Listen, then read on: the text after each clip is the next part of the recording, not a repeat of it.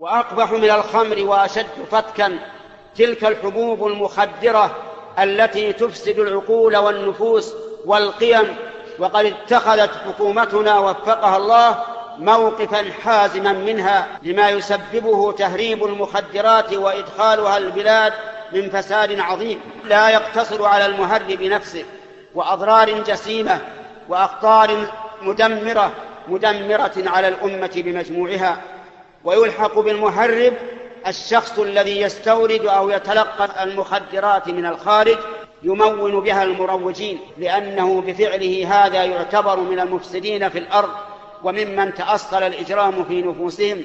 وإننا في مقامنا هذا نسأل الله تعالى أن يزيد ولاة أمورنا من فضله. اللهم زدهم من فضلك وأعنهم على كف الشر والفساد، وثبت أقدامهم وارزقهم الثبات على الصلاح والرشاد. ونسأل الله تعالى في مقامنا هذا أن يهدي أولئك الذين ابتلاهم بهذه الخمور وبهذه المخدرات.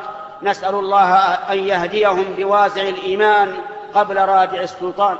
ونسأل الله تعالى لمن من عليهم بالعصمة أن يكونوا عونا لحكومتهم في القضاء على هذا الشر، امتثالا لقول الله تعالى: وتعاونوا على البر والتقوى ولا تعاونوا على الإثم والعدوان واتقوا الله إن الله شديد العقاب.